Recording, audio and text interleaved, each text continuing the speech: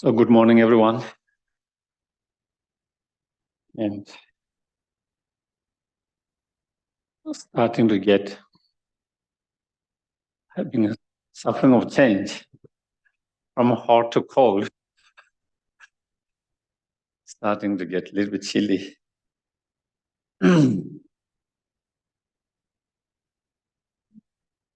So again, we can start as usual.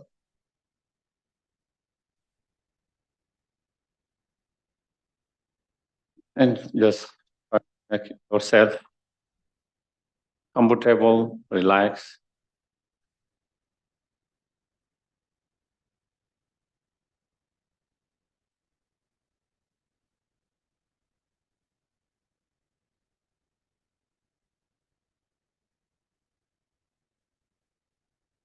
And try to feel weight of your body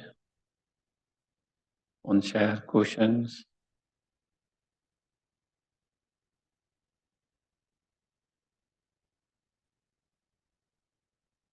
And feel the surrounding.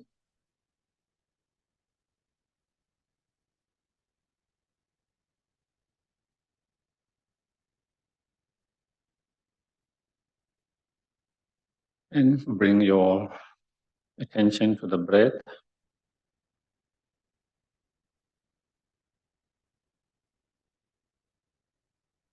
Observing as you breathe in, observing you are breathing in and being aware you are breathing in. And as you breathe out, watching it mindfully and being aware you are breathing out. So simply just trying to observe and be aware.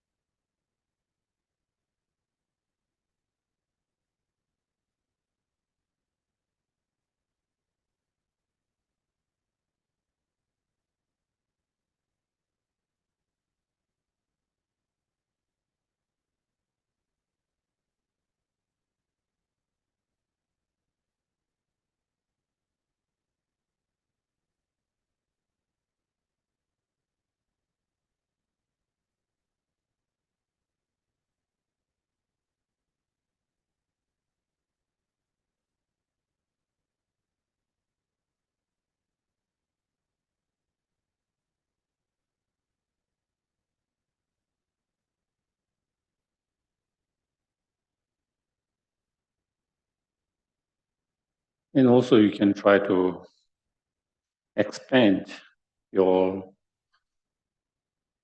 mindfulness and awareness, not only the breath, your sensations.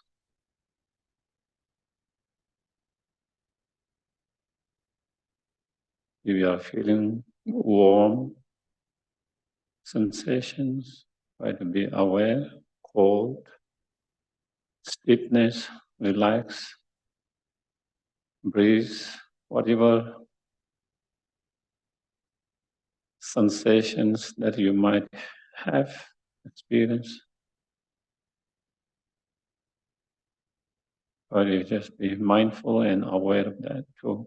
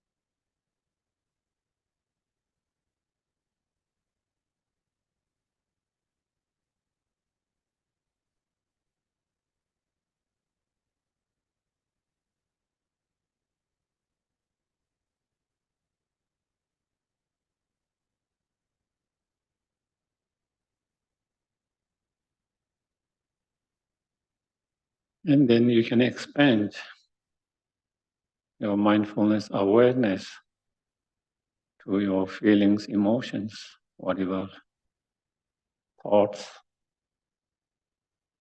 feelings, emotions. If it does arise, whatever arises, try to be mindful and aware of that. No thoughts, no need to worry.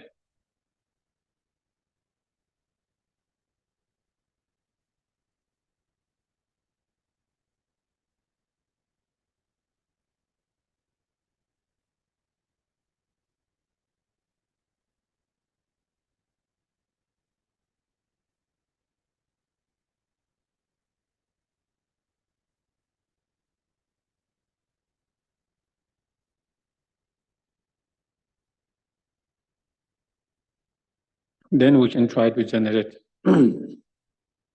intention, motivation for being here.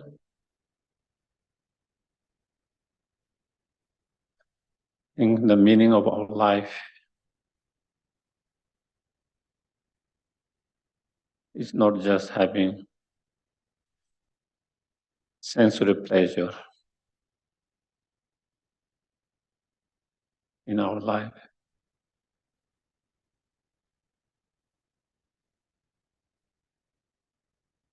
If we spend our whole life just to enjoy sensory pleasure and trying to accumulate object things that give us sensory pleasure,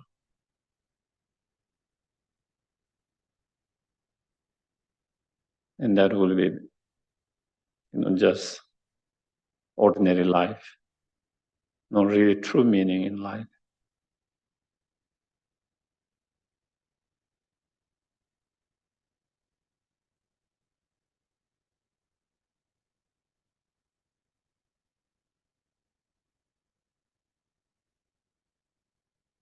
Therefore, true meaning in our life should be able to achieve inner peace, happiness, and to be help and benefit to others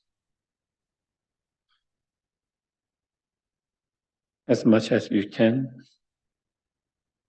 directly, indirectly, through any of the three doors, your body, speech, and mind.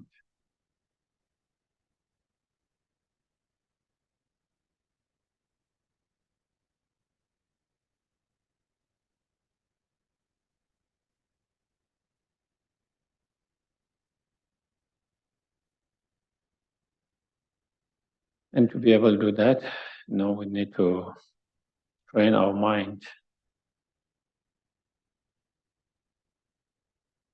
to practice meditations,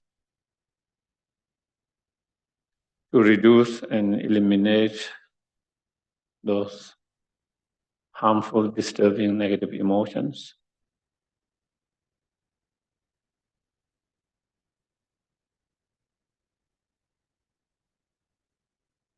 And try to cultivate and increase and improve the positive state of minds thoughts, emotions,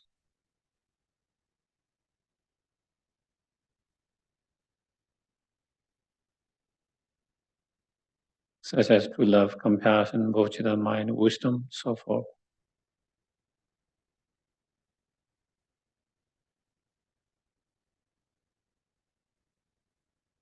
To do that, we need to practice, meditate, contemplate, consistently.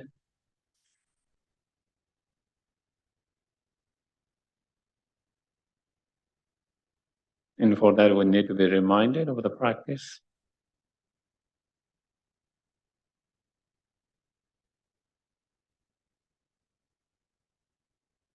And that is why we have come here together, to be reminded of those important practices, so that we can integrate, apply in our everyday life as much as possible.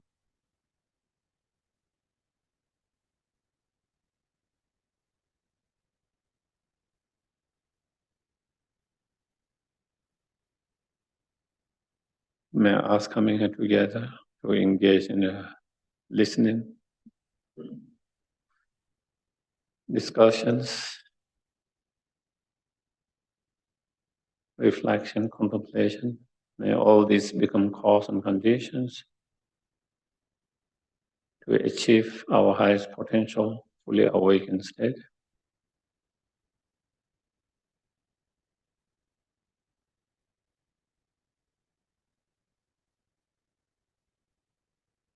So not only we can be benefit and help, so we can be greatest help and benefit.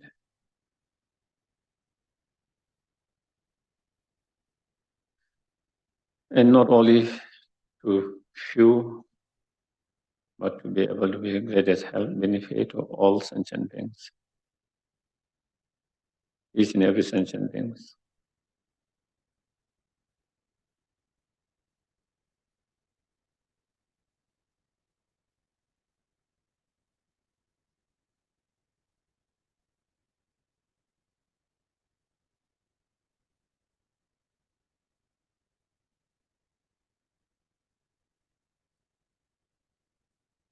Yeah.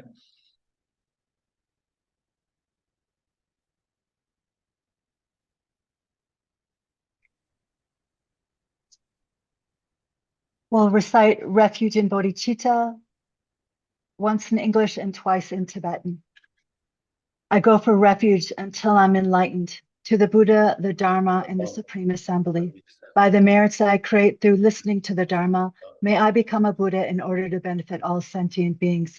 Sangye chodan soki chonam la janchu dardu dagi gyatsuji. Dagi jinso gi pe sonam gi drola penshir sangye drupar sho sangye chodan soki chonam la janchu bardu dagni gyatsuji. Dagi chonen gepe sonam gi drola penshir sangye drupar sho. Angye doje nyesone, tawadam je bang beche, dambe shune tunje be, kodam de la chao cha.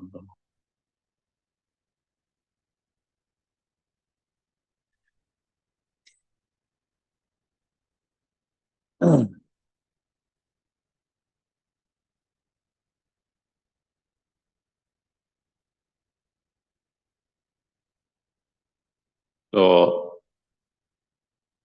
we just started a couple of weeks ago on the new subject, 12 dependent links or 12 dependent originations. And as we went through the sutra, is part of the teachings of dependent arising, how everything is interconnected, dependent arising, how one cause and condition lead to a certain result. And especially here, 12 dependent links is related with most with the cause and conditions of the inner world of the sentient beings, and sentient beings experience.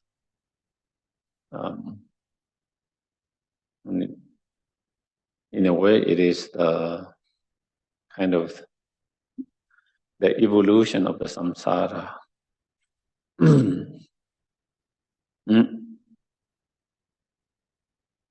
of individual samsaric life, is so in that way it starts with the first link, ignorance. So we spoke a little bit about that last week, and when it in terms of ignorance, especially the 12 link ignorance, the main is the ignorance of the ultimate true or reality of dependent arising, of emptiness and dependent arising. Due to that ignorance, and we create karma or actions. And so that is the second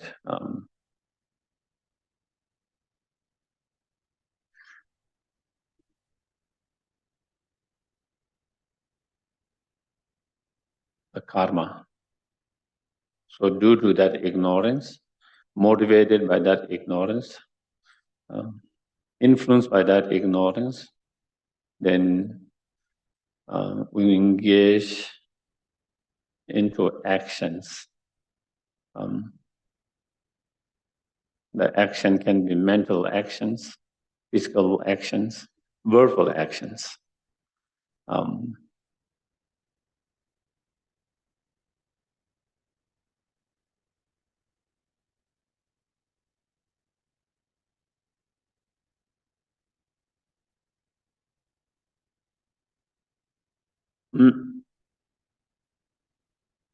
And when we engage in certain actions, then that actions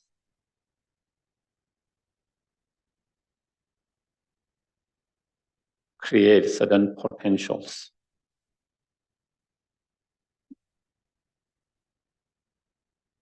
And through that potential or the seed, karmic seed or karmic potential, then one experience different experience, different results, consequences. So the second ones then come about the karma.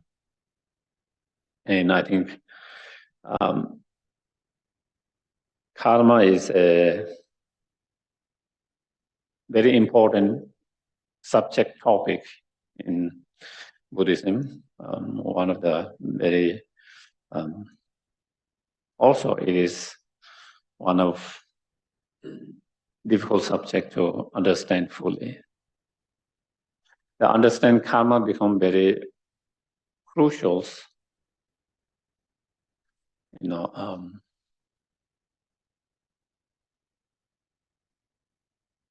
because that is one of the difference from many others.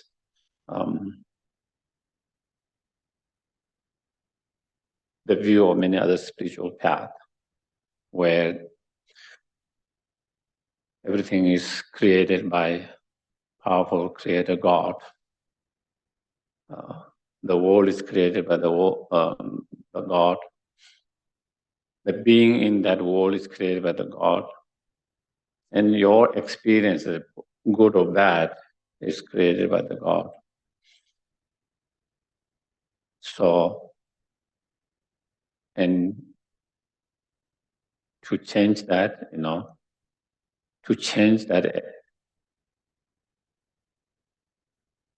if you want to change, your state, then it is believing and praying, and then God will kind of help you to overcome whatever problem, sufferings. But Buddha kind of rejected that kind of ideas, and the Buddha said he didn't believe in such creators. So then if there is no creator agency, someone who creates that, then who create the world, who create the sentient beings, who create your experiences. And so then we talk about cause, the law of cause and effect. Due to certain law of cause and effect, certain cause condition come together. The world is created due to coming together multiple cause and conditions. Sentient beings created, and due to certain cause and conditions, then sentient beings experience, and they experience that. And so therefore, he came with this idea, philosophy, or of, the law of cause and effect. So it is all functional law of cause and effect. The suffering is due to certain cause and condition, coming together of certain cause and condition. Happiness comes due to cause and conditions.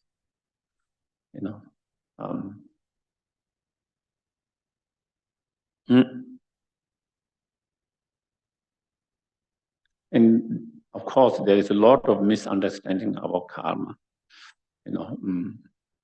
Even though karma is now one of the words that has been very common, whether you believe in any spiritual or not, but I think still a lot of people use the word karma. But also there is a lot of misunderstanding of karma as well.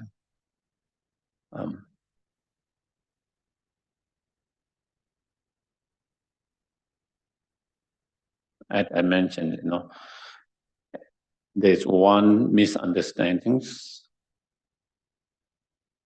Okay, I think there are many misunderstandings of karma.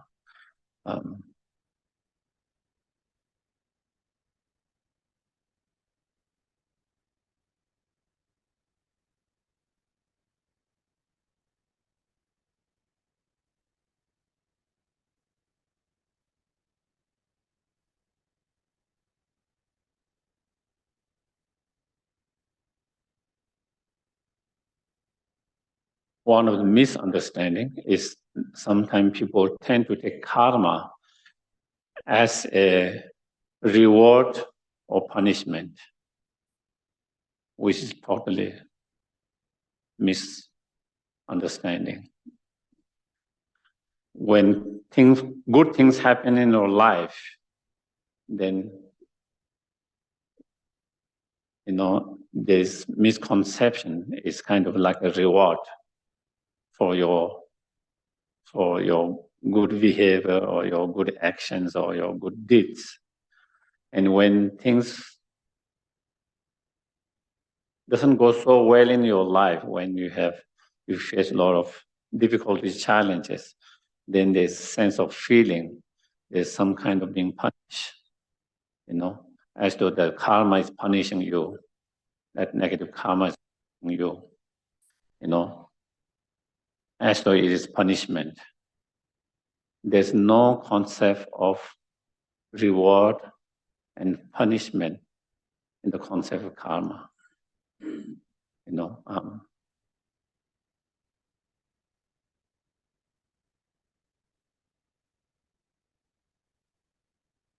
It is just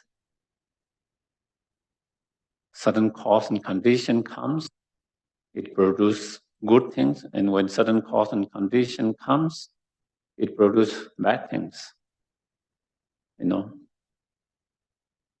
When certain cause and condition comes, we have too much, let's say, too much rain, too much snow, and that can make difficult.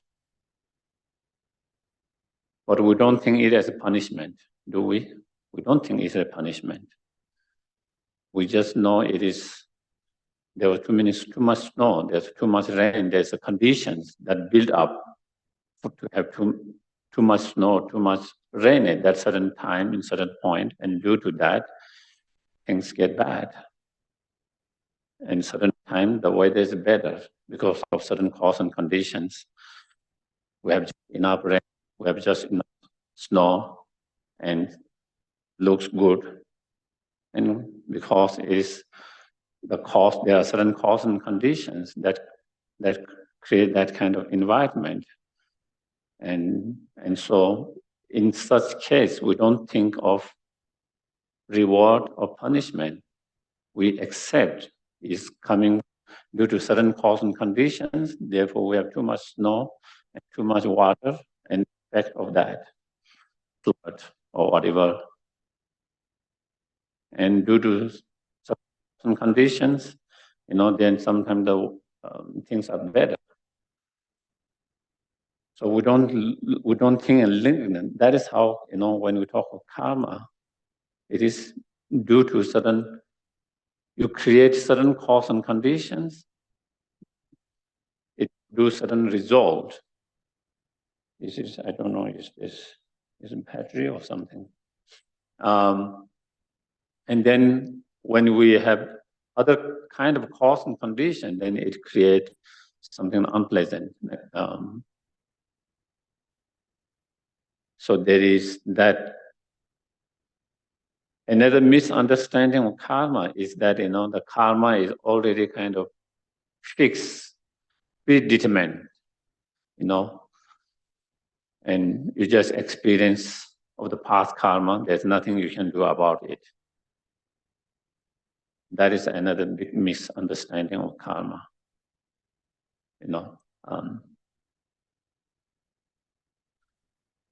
Karma in Tibetan is the word is le, and if you translate, is actions. Actions means constantly involving, constantly moving happenings. So nothing is being fixed. You can change things. You can change your actions. By changing your action, you change your karma. By changing your karma, you can change your futures.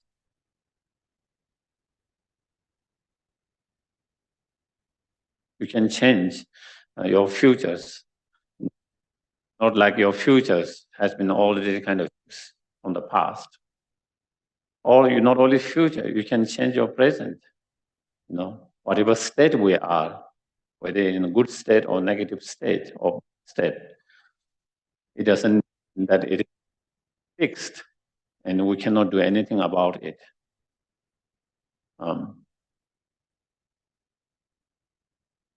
That is another kind of, misunderstanding of karma that I often see and hear sometimes.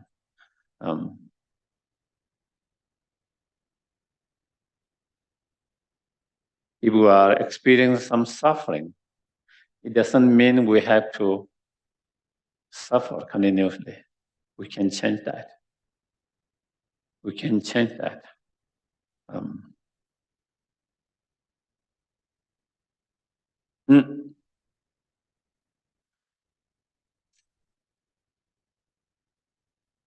And karma can also, the way it is used can mean different. Karma, sometimes the way it is used, it can refer to the result, karmic result, the experience itself. Sometimes karma is used as the cause, the karmic seed or the karmic potentials. And sometimes it can refer the action itself. So again, how we use it, but if you go more strictly, then karma is the intentions, the mental factor of intention that drive and move your mind, to be, to be more virtuous or positive, or to become direct your mind to become non-virtuous, more negative, or to direct your mind to go more neutral, And through those different, it is like the wind that the mental factors, the intention, the mental factor, that kind of drive or blow your mind towards different directions, virtuous, non-virtuous, neutral state of mind. And through those different state of mind, then we have other, different mental states, and we act those in our speech and in our actions. So in some, it can refer to that motivating factor, the intentions, as well as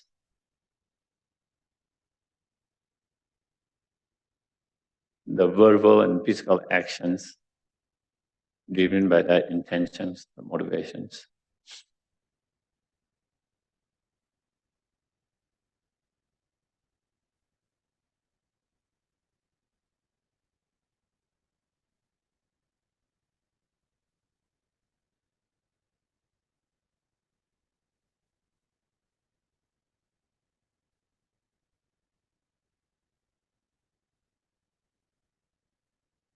And when we talk about sentient being karma,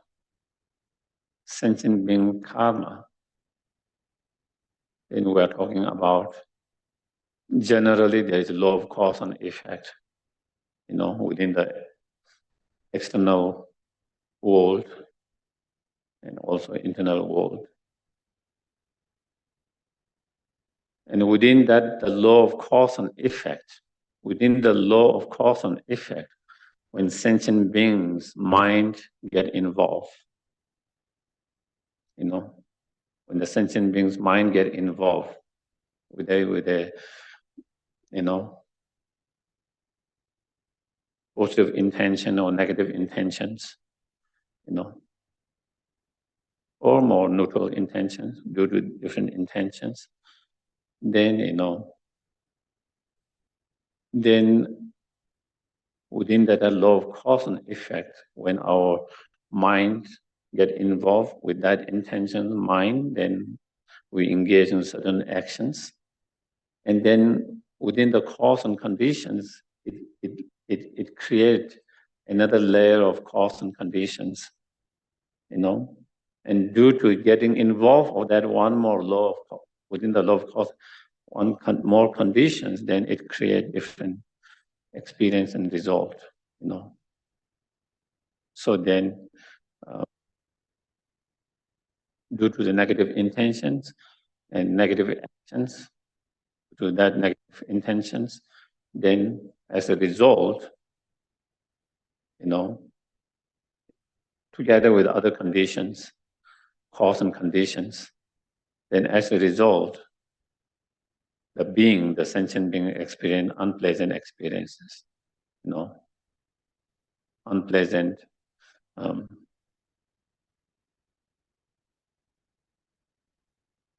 the other hand, when the positive intentions involved, virtuous intention involved, and engage in certain virtuous activities, actions, and through that and with other many cause and conditions, then one experience pleasant feelings or pleasant experiences, positive pleasant experiences. That is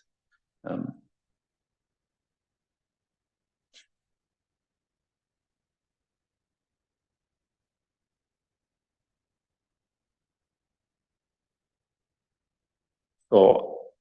As we were reading the first day of this Rise Settling Sutra, where Buddha started with dependent arisings, and therein he if you still remember, first he started with the external world, and then also where he made two distinctions, two kinds of relationship, causal relationship and conditional. If you remember, cause in external plant, seed is the cause, and the condition is the water, the fertilizer, the light, heat, all of that. So you need both of that. Both of that. The cause and immediate conditions that support or corroborate that cause. Same in our internal world. He also mentions that there's karmic seed, karmic cause, or karmic seed. For example, we can talk about the action we create. So that will be karmic seed, karmic potentials. And then that is created by conditions. And that is our immediate kind of actions, our immediate actions, you know. So, for example, even though we have created the karmic seed, karmic potentials, positive or negative, but in order for that karmic seed to produce the result, it needs the other conditions, immediate cause conditions. So the immediate cause conditions, our immediate actions, our immediate, behavior, thoughts, actions that need to get involved for that result to manifest. And so sometimes we misunderstanding, sometimes they forget about these conditions.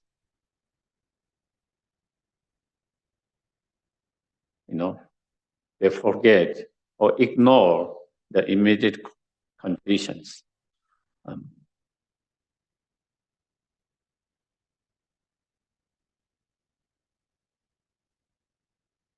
So by changing immediate cause and by changing immediate condition, we can change karma. We can change the karma by changing the immediate conditions. Even might have karmic seed to experience suffering, for example. If we don't give the conditions through our actions and present actions and behavior, would not give rise to that karmic seed to manifest. Even it has already been manifested, if we don't keep on giving the water by our present actions, that suffering will not continue, or will get worse, or it will not continue. We can stop there. It's like even the plant has started to grow, if you stop giving the water, it will dry up and it will not fully grow.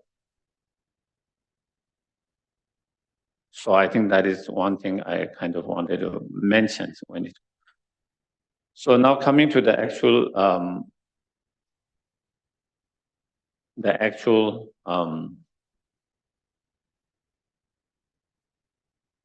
the 12 link itself, the karma. Within the 12 link karma, because we are talking about the karma that produce rebirth, and so therefore is what we call throwing karma. There's throwing karma, or sometimes it is translated as throwing karma or projecting karma, and completion karma. There are many. One way of understanding karma is what we call throwing karma, projecting karma, and then there's completion karma. Throwing or projecting karma is the karma that throw or project a rebirth within the samsara. And completion karma is that produce the different experiences in that rebirth. So here the karma is more of talking about the projecting karma that project or throw to the rebirth, one of the rebirth in the samsara, one of the rebirth in one of the realms,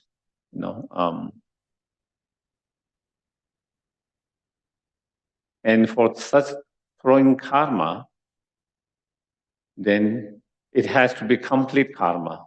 Not all actions, not all karma can be projecting or throwing karma. Not all karma can project a rebirth. Not all karma can throw you to have a rebirth. It has to be very specific karma. And that means complete karma. Complete karma means, when you when you engage certain actions, engage certain action, complete with 4 conditions: the intentions, the act, the completions, and the objects.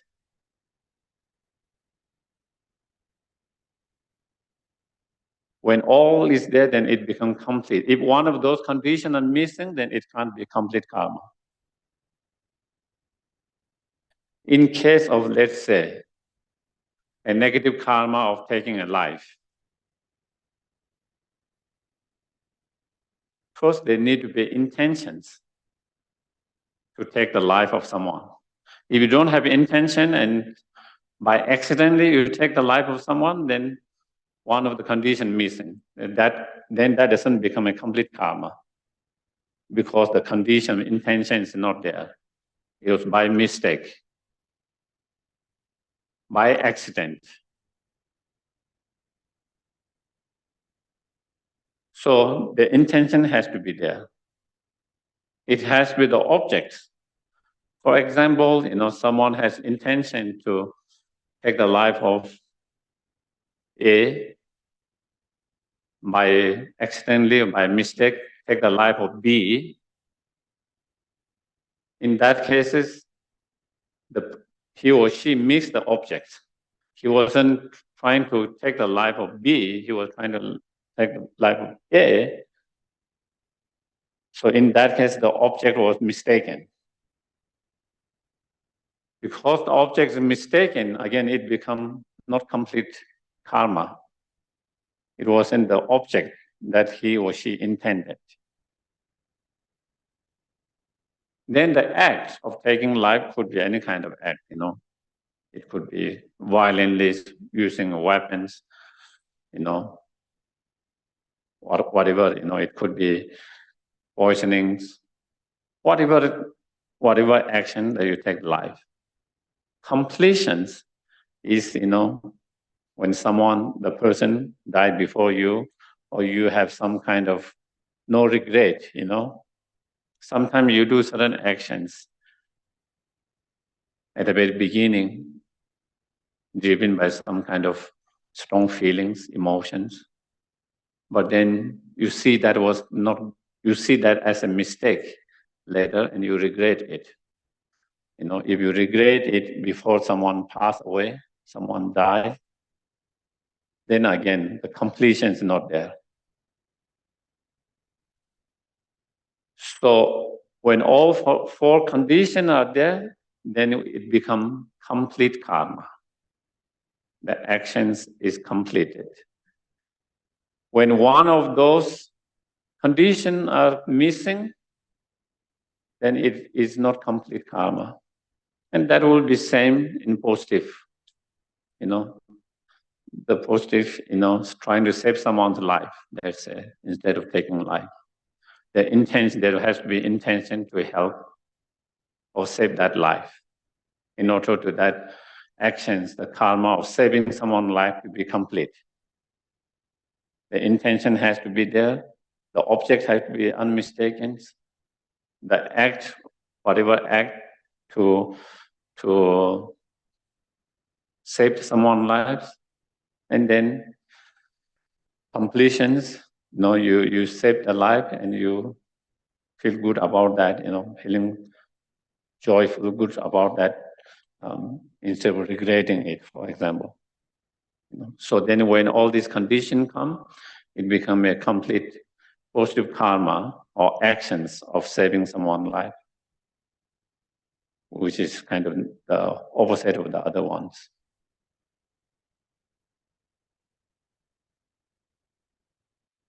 If the 4 conditions are not there, it is still in taking life, it's still negative karma. In terms of saving someone's life, it is still positive karma. But it's not complete. Are we clear?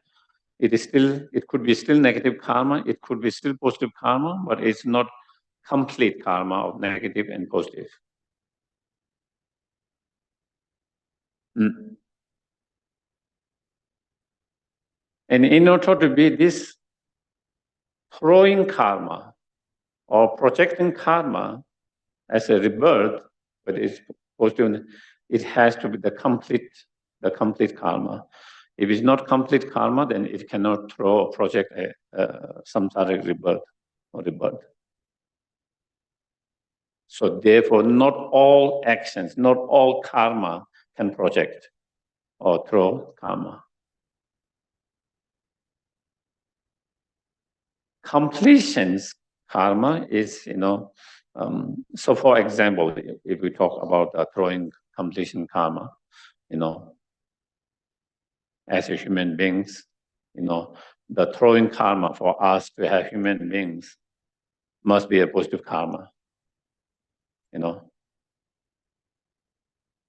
must be positive karma. Because of positive karma, then we have a higher, better rebirth. But within the better and higher rebirth, for example, having a health issues is a result of negative completion karma. Okay? Negative completion karma. Let's say, in terms of karmic point of view, of course, there is not only karma, also other condition involved. As we mentioned, when you talk about the law of cause and effect, karma is like the seed. But for seed to produce the plant, you need other many conditions. And the other conditions is not only karma seed, maybe it could be, the environment, any kind of, maybe the wrong food, sometimes it could be, the genetic that being passed. That will be the conditions, one of the conditions to have a bad health. Sometimes it could be, the water, it could be the food, and it could be many other conditions and various. So these are the conditions. Karmic seed and all these conditions coming together, then could produce, let's say, example, health problems, which is unpleasant, painful sufferings. So such is the result of previous negative completion karma together with immediate many conditions.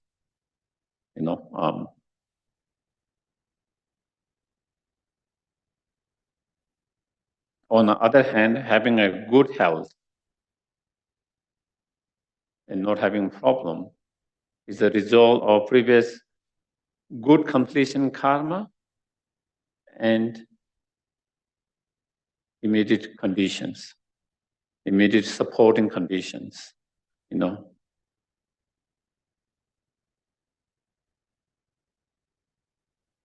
better environment, better conditions. So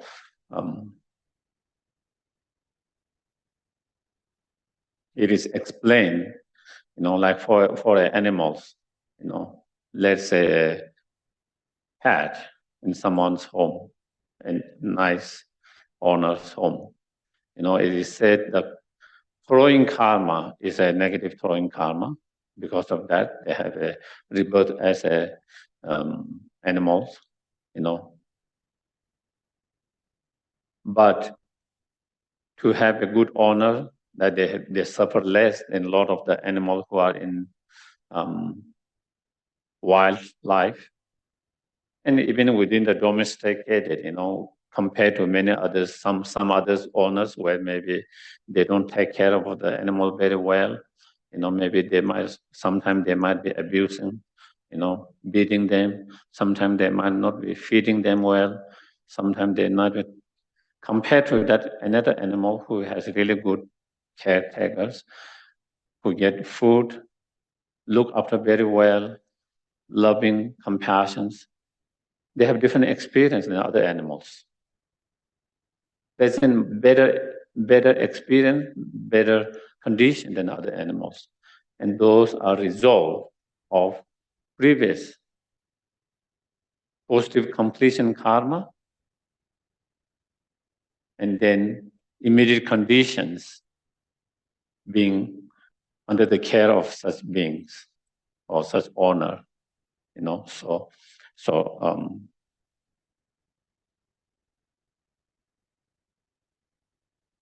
So if you really check it, I think the concept of karma, law of cause effect concept, it makes more sense. It seems to make more sense, and feel like middle way.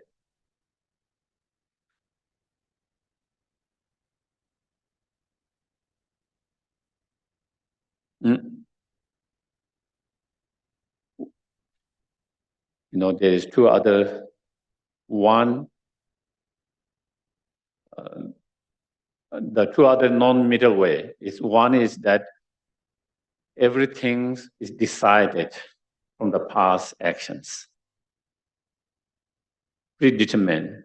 Everything is kind of fixed by your previous actions, your previous karma, that there is nothing you can do about it except just to wait and go with flow with that. There is nothing you can do that. That is one misunderstanding, and that is one, that your present actions, your present conditions cannot fix it. It is all kind of being already kind of, it's a kind of destiny. It is your destiny. It is already fixed, determined by the past karma. You cannot change it. You just have to experience and go through it. That is one of the, non-middle way approach. The other is, everything is immediate. Everything is immediate cause and conditions.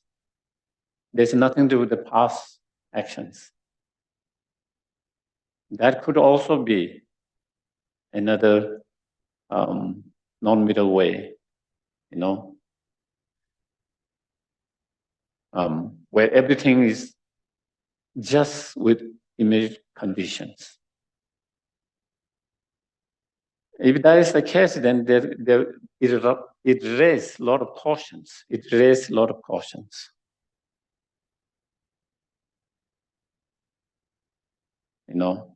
You hear, let's say even in recent time, some people who has underlying conditions, not only one, many underlying conditions, who were exposed to the COVID. They didn't know, and they were together, and they slept together. They were sleeping, eating together, all of that. And then it didn't seem to affect that person. And then there is someone who doesn't have any kind of that conditions and who got affected. And like sometimes you see stories in the family, some family member got it, some family member didn't get it. Even though, and you don't know exactly what it is.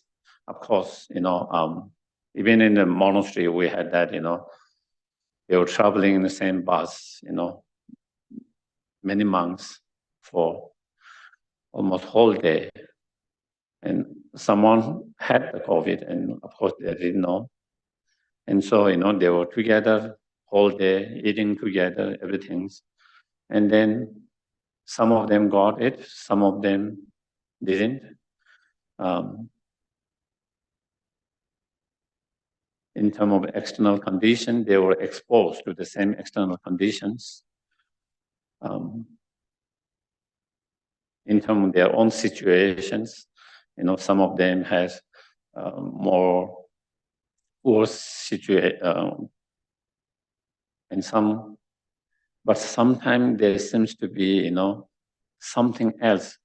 Definitely there is the external conditions, but also there is something more than that. It's not only that, that is definitely conditions. And same sometimes, many people eat the same food, poisonous food, bad food. Among them, some get sick, some doesn't get sick. Even though they have been exposed to the same external conditions, same bad food.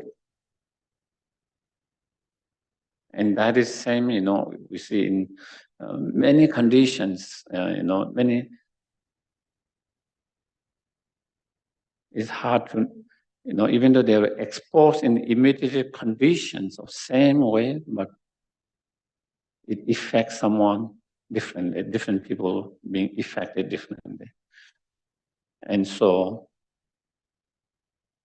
there is that conditions as well as,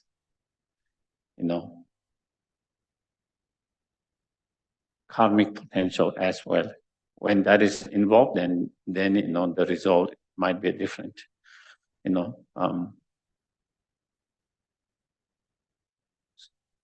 So anyway, to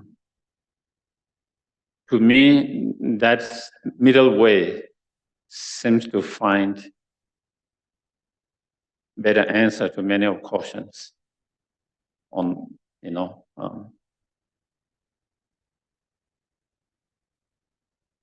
if it wasn't, if the karmic potential is not involved, if it's only just the external conditions, it raises a lot of questions. At least for me, or maybe I don't know enough.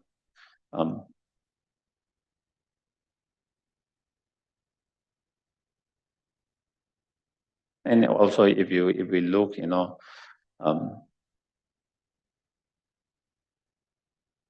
even with the same children who grow in same family, same parent, grow in same environment, but sometimes they turn out totally different personality. Sometimes it finds out how did that person end up becoming like that, and that other child becoming totally, almost like they are totally coming from totally different family, totally different upbringing, totally different background, because they turn out to be totally kind of very opposite in terms of external factors.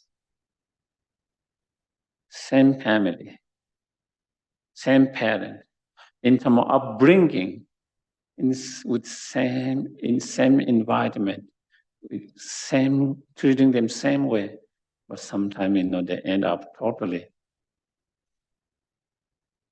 If the karma is not involved, karmic potential not involved in there, how come that they should become, if not exactly same, very similar with certain their parent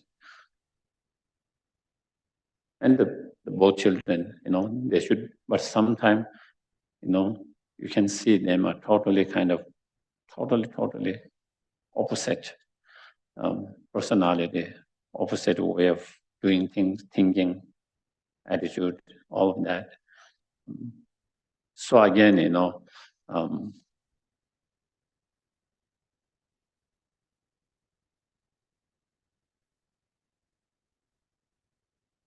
also, if there is no karmic involved, then also, it is hard to know why certain children are born with all these extraordinary gifted talent.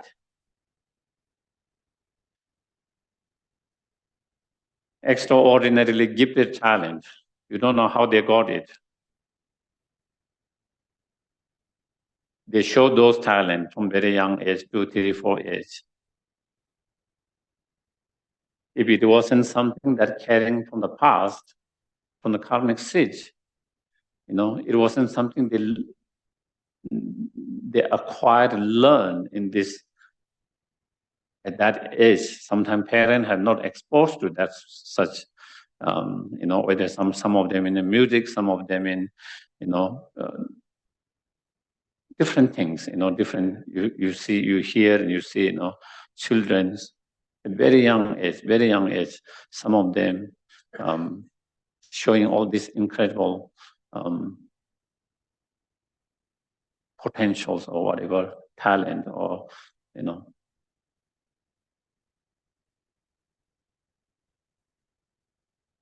and sometimes of course, like in story, it comes as a miracle, sometimes plane crash, most of people die, and then 1 or 2 survive, and sometimes not only survive, they don't even have any kind of what you call broken or wounds like that, And so many stories. Sometimes you hear about children falling from 4, 5, 6 stories. Nothing happened. Not only they don't die, they didn't even have to go to hospital. Nothing seems to happen. And of course, in the news, we come with miracles. But how is that possible? How is that possible? Why, And when you look from karmic point of view, then, I think it makes more sense to me, when you don't have the karmic potential, even though all the conditions are there to experience positive or negative, you don't experience it. Even though immediate cause and condition are there to go something wrong or to go something right, even though from external factors, immediate cause and condition, you cannot point why it went wrong. Sometimes you cannot point why it went right. It should be going wrong, but it went right. How come, if you check it, everything they did wrong. They shouldn't be doing this. They shouldn't be doing it. Everything's wrong, but somehow things didn't go wrong. And sometimes you see they did everything right that they should be doing. That's so this doesn't misfunction or doesn't go wrong, but goes wrong. And it's hard to know what is the factor there. From just external immediate cause and conditions, it's hard to point out. So, from karmic point of view, on top of all these immediate cause and conditions, there's another factor that's involved, also the karmic potential, karmic seed. And both have to come together. Both have to come together. The karmic potential, the karmic seed, whether to go right or wrong, and then the immediate other cause and conditions. And when that all come together, then and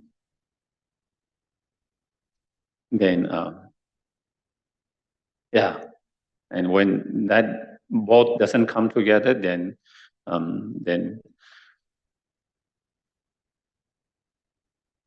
results are different.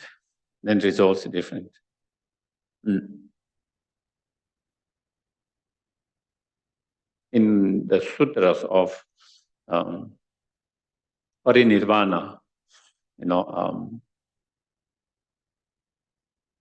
there is someone asked the Buddha,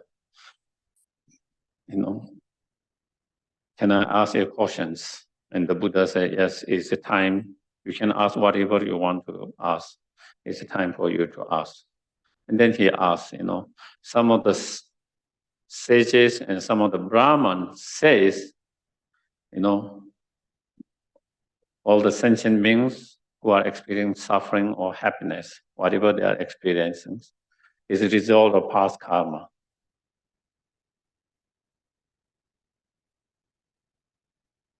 Whatever suffering they are experiencing is all because of past karma. If you are experiencing happiness, it's all because of past karma. Is that correct? Is that right? He asked the Buddha.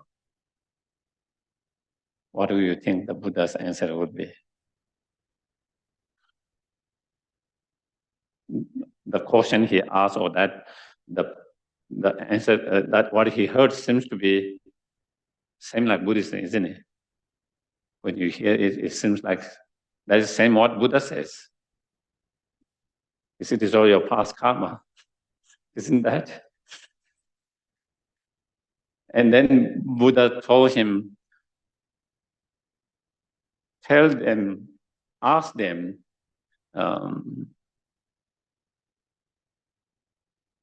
what they say is true. Is all the happiness they experience is because of only because of past karma? All the experience they experience happiness or suffering is that? And do they see it? Do they really see directly of that? If they see directly, ask them how many karma or how many karma you have, how many less karma, how many karma you have, how they see it, but because there was one part I missed, and then they explained that the way to purify is through the discipline, moral discipline, and such as, especially the moral discipline of India's path, the moral discipline through ascetic actions where you go through a lot of pain and suffering, and it's a way of purifying. By, for example, standing with one leg for days and weeks, months, or sometimes walking on the fire or over the nails, sometimes beating up yourself, sometimes not eating, or those different kind of. And when you purify the negative karma, then you achieve the moksha or the salvations. So that was what the answer question he was asking. So anyway, so Buddha, and then then the answers asked same to the Buddha. Then also also in the Buddha's teaching, doesn't it says that whatever happiness you are experiencing is a result of your past karma. Whatever suffering you are experiencing result of your past karma. In Buddha's teaching, didn't Buddha say, that whatever wealth you have is a result of your practice of generosity in the past?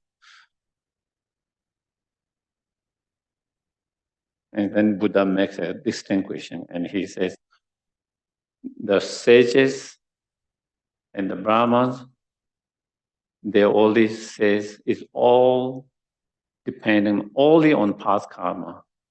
I say past karma and present actions, present conditions. That is the difference. There's past karma involved, but also you have to create present conditions for the manifesting of that karmic seed. If you don't act now or in certain actions, then it's not just because of past result. There is karmic seed as well as present, your actions. Present acts through your present action, you create a cosmic condition. It's the togetherness of that. And then also the difference he make there is, he says, I say,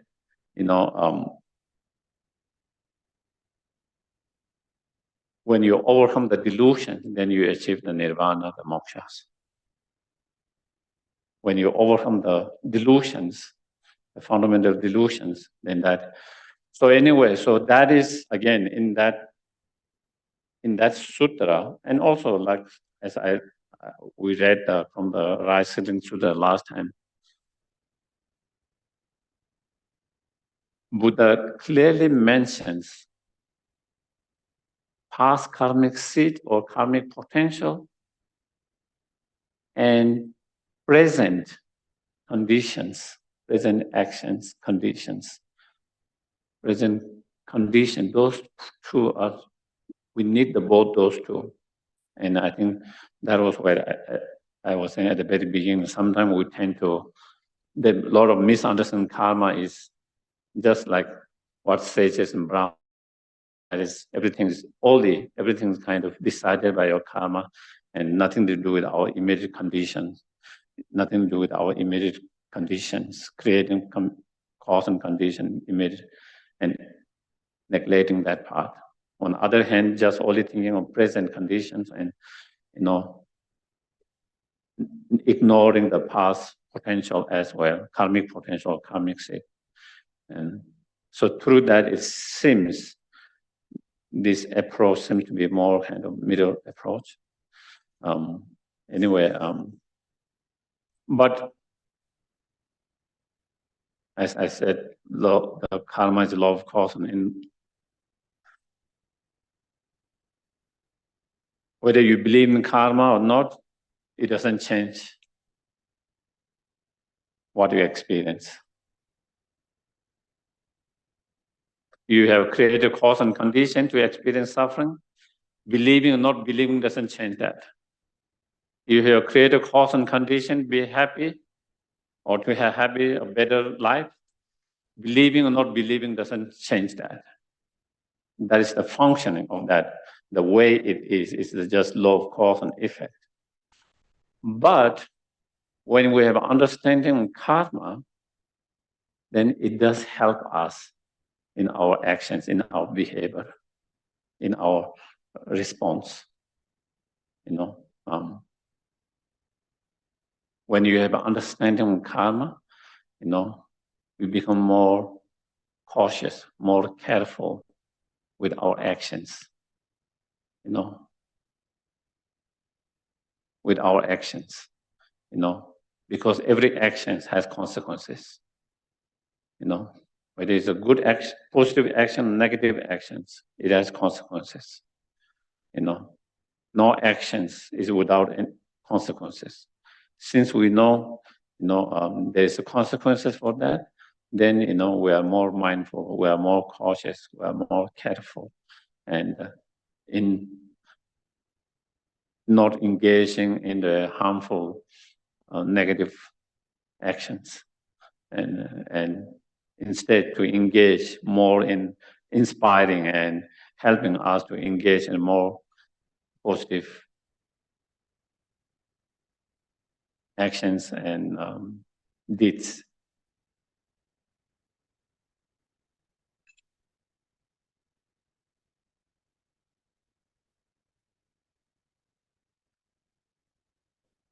And one of the example I always give is the difference between understanding karma or not, or believing karma or not. Of course, even without understanding, believing karma, you can still be a good person. There's no doubt about that. You can still be a compassionate person. You can still be a good person.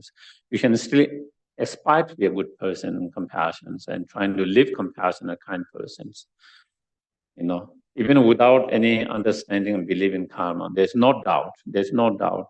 There are so many people who believe in different spiritual path, or who doesn't believe in any spiritual path, any religions, but who aspire and who try hard in their life to be more kind, compassionate, loving, caring persons. There's no doubt. We can see all over the world, sometimes there are even more compassionate persons who doesn't have any religious or spiritual path than among those who have religious and spiritual path. So there is no doubt of that. But when you don't have understanding karma on that, while you have that aspiration, while you try that, when it become going tough, it is easy to be kind compassion when things are going easy and inspire. But when things going very tough in life, even when you're trying to be kind to others, people trying not nice to you, even you try to help them, instead of being nice, they become mean and unkind and that. And then a lot of time, people lose being kind, compassions, and then they can become kind of also mean, and they can act mean back to them, with a cruelty back to them, just as they have been mean to you, then you're also cruel to that.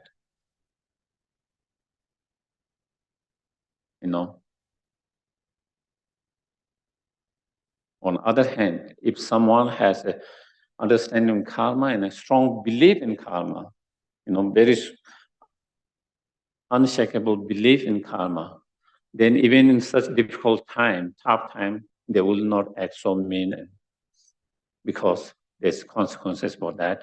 Consequences are not good, and you don't want that. Is something, suffering is something you're trying to avoid, and the consequences of such actions is suffering.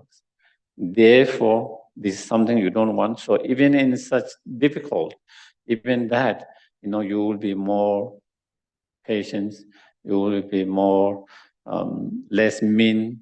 You will try to be less mean. You will try to be, less unkind. You will try to be, even it's not easy, you will try to be more, try to keep the kindness, try to follow the kindness, try to practice kindness. The difference it makes is because of that. And I like to give example of traffic light, because I've noticed many times. I think in generally, I think people want to follow the rules. I think nobody want to break the rules. They try to follow the rules, traffic rules, not over speeding, not going on the red light and whatever those different rules, not turning U-turn when you shouldn't be doing, So, and people try to follow that as much as possible, and they try. But when they are late, and when they are difficult, very late, getting somewhere late, then sometimes they will not follow that. They might overspeed that. Sometimes they might do U-turn when then maybe they shouldn't. Sometimes even though they might think maybe red light is coming soon and they shouldn't, but they might just go for it. With the hope that nothing happens. Okay. With the hope that nothing happens. But imagine in that area there is a camera. There is camera. Even in how much late you are, you will not do that. You are getting late, but if there is the camera, even there's no car coming and you could do the U-turn, you will not do that. Even though you don't, even though you could speed there, but there's camera, you will not overspeed that. That is the difference it makes. That is the difference it makes. When you are in a hurry, then you don't break those rules, and because you want to follow the rules, that is easy to do. But it becomes difficult when, in a difficult time, when things are going difficult, not easy and challenging. That is where, just like that, with the breaking the traffic rules, same way when you have total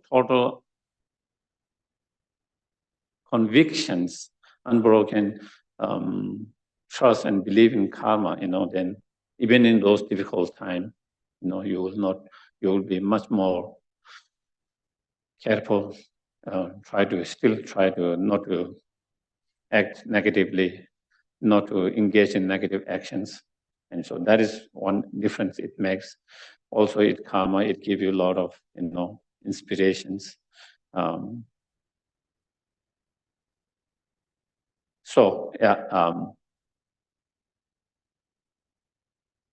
then, I think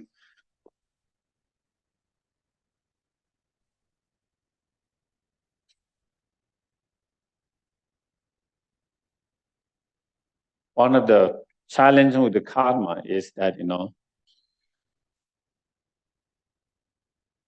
we can try to look karma from very limited point of view or broader point of view. If we try to look from very limited point of view, then it is all about your actions, the consequences in this lifetime. Okay?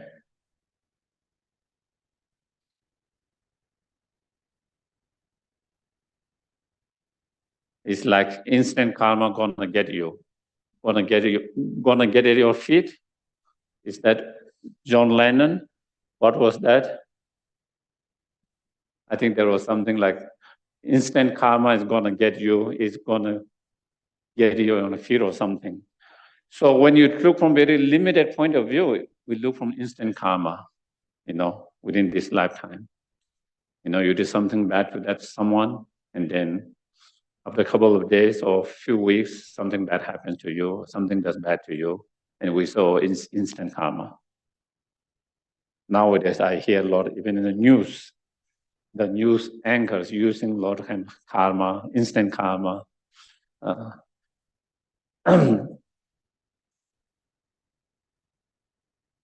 But if you don't take broader from many lifetimes,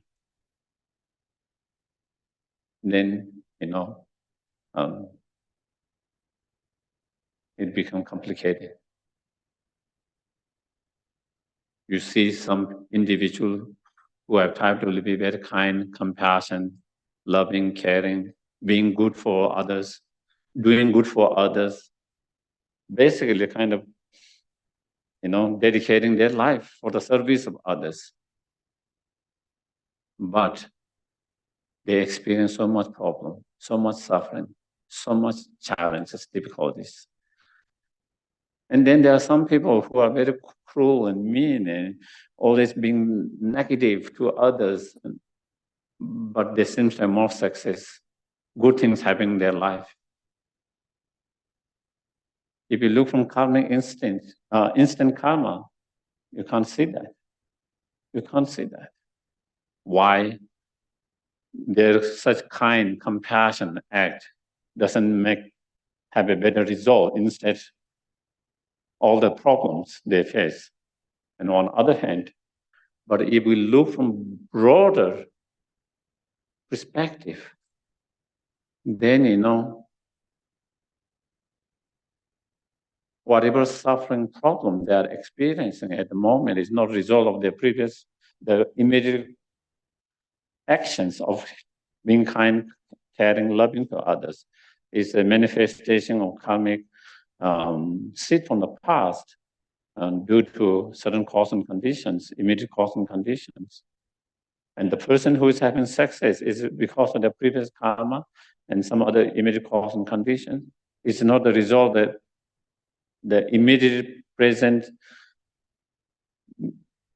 kind of actions of being mean and cruel and all of that, And so then, otherwise there will be also many, many other complications, Then we cannot say every action has consequences,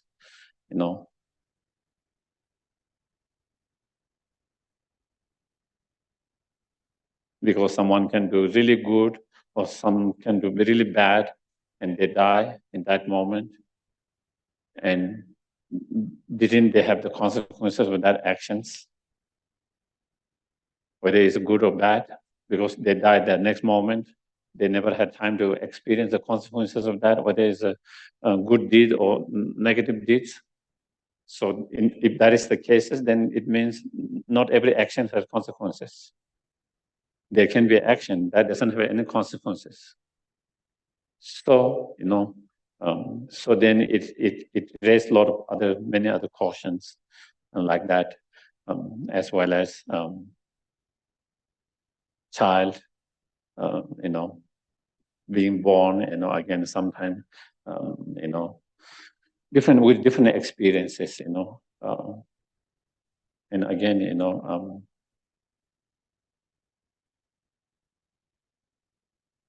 why they are experiencing differently, what's the result, what is the cause of that, again, it's hard to understand if we don't kind of look beyond one lifetime. And so therefore, for broader understanding karma, then we need to understand many lifetimes. And that is the challenging part of understanding karma for many lifetimes, is the understanding of many lifetimes. Because this is a big caution, that is a big caution. Is there a life after death? Is there a many life? Is there past, future life? Or is it just one lifetime? That when we die, that is it. Nothing continues. Or when we die, even though our bodies does our consciousness continue, take new form of life, carrying the positive and negative karmic seed? Is there a previous life from where we were consciousness continuing from that, carrying the different imprint, different karmic seed, imprint potentials? Is there that or not? That is a big caution. That is and so for those who have an understanding of past and future life and who believe, they have less difficulty with understanding the concept of karma in a broader way. And for those who doesn't believe or who have difficulty of understanding that, then they will have more. Of course, they will challenge. They will have difficulty of understanding and accepting that. And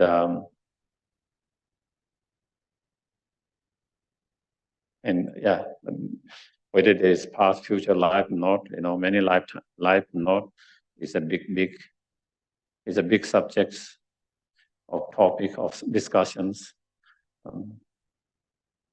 That has been topic of debate, discussion over 3,000, 4,000 years. It continued to be discussions, questions now, and and some people have no difficulties. Some people have difficulties.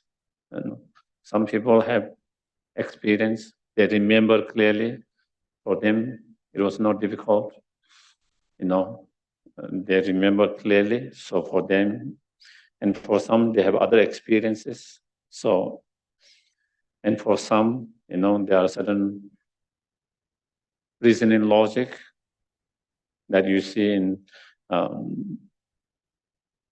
the teachings that make that reasoning logics make them sense. But then for some, that reasoning logic is not enough. Okay, that there is a reasoning logics, many reasoning logics, but for some that is not enough, and it's okay. Like everything's is different people's. Even with now we are talking about the COVID, and there are many outcomes. Some people is convinced that, and for some people they are not convincing. What some of the whatever the proof that there is for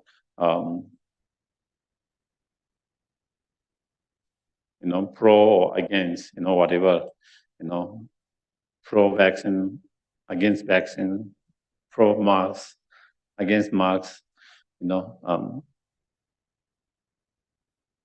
there are evidence, but for some people, those evidence are not enough, not convinced. For some, those evidence are enough to convince them. You know, the Marx work or COVID, the vaccine works. For some, those evidence enough for them to convince them. So same, and I think that is same with everything. You know, there's reasoning, there's logic, there's evidence. For some people, even when there's reasoning, logic, even there's evidence, it's not enough. They want more evidence, and that is okay. So anyway, and so that is a big kind of subject.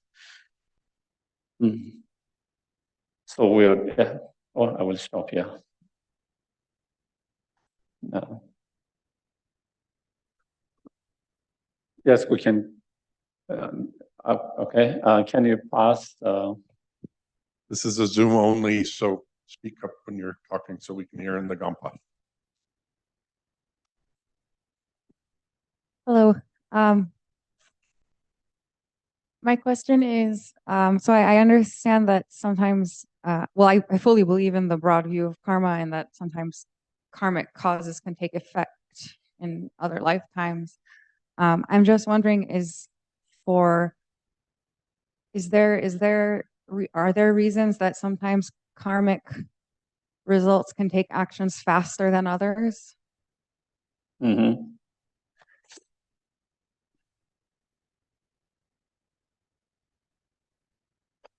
I don't know whether there is a so simple caution to that, unless someone can really see the karma, because since I cannot see directly with myself. But in generally speaking, you know, stronger karma produce the result quickly. You know, and so in terms of a stronger karma means it has many factors depending on the objects, depending on the intentions. You know, how strong the intention is, how strong the delusion is, or virtuous mind in terms of virtuous actions, how strong the virtuous mind is. In terms of the objects to whom we are creating virtues or negative, depending on that, you know, if it is holy objects or powerful objects with whom we are creating, whether positive or negative, then again, due to your own strong intentions and state of minds and the objects, that action, karma become very strong, and because that's strong, in generally speaking, you know, normally, the chances of manifesting that quickly, faster is there than karma, which are more, less strong. But I don't think it is like kind of fixed like that way. It's more kind of general. Yeah. And there's Mark or something.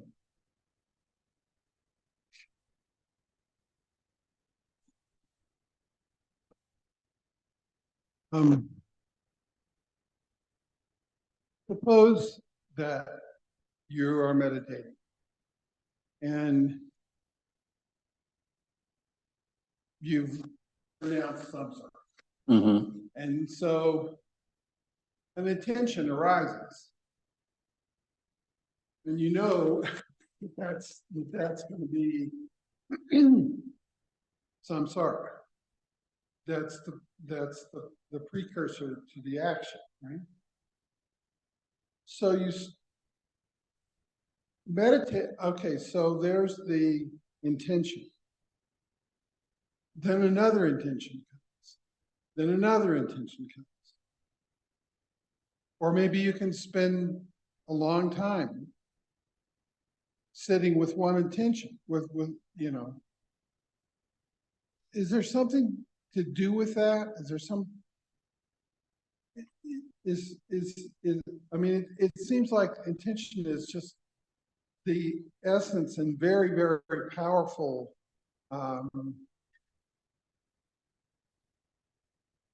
force of samsara, but you can't, does it just go away after a while, or if you just sit with it, or is there something that, I mean, it's kind of like a dead end road.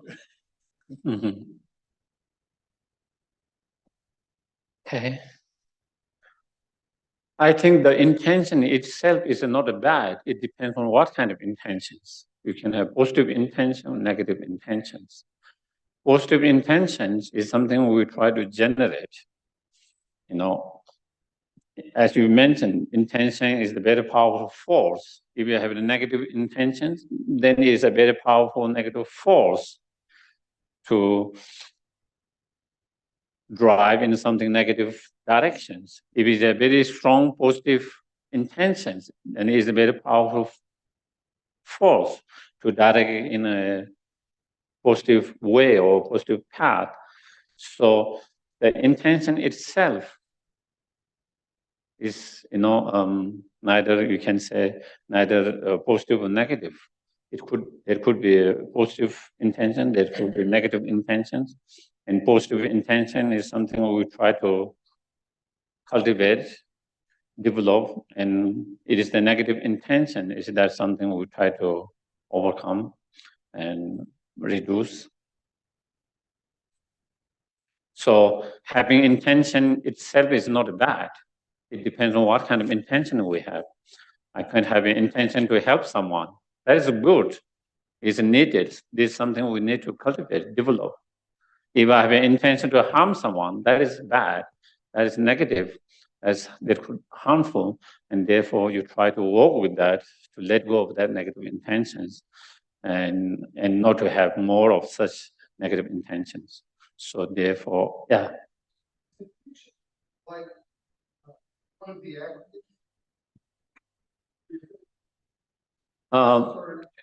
is the intention one of the aggregates which are empty? Well, you can say intention is part of one of the aggregates.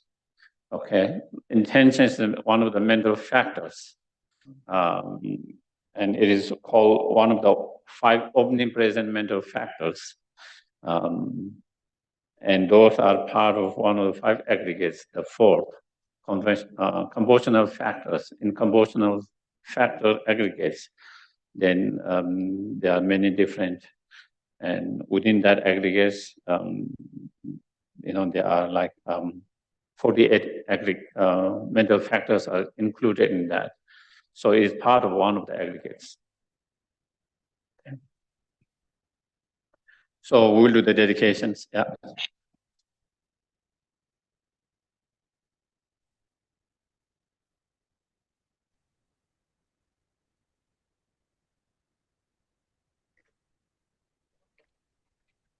From Master Shantideva. May all beings everywhere plagued by sufferings of body and mind obtain an ocean of happiness and joy by virtue of my merits. May no living creature suffer, commit evil, or ever fall ill. May no one be afraid or belittled with a mind weighed down by depressions. May the blind see forms and the deaf hear sounds. May those whose bodies are worn with toil be restored on finding repose. May the naked find clothing, the hungry find food. May the thirsty find water and delicious drink. May the poor find wealth, and those weak with sorrow find joy. May the forlorn find hope, constant happiness, and prosperity. May there be timely rains and bountiful harvests. May all medicines be effective and wholesome prayers bear fruit. May all who are sick and ill quickly be freed from their ailments. Whatever diseases there are in the world, may they never occur again. May the frightened cease to be afraid and those bound be freed. May the powerless find power and may people think of benefiting each other. For as long as space remains, for as long as sentient beings remain, until then, may I too remain to dispel the miseries of the world.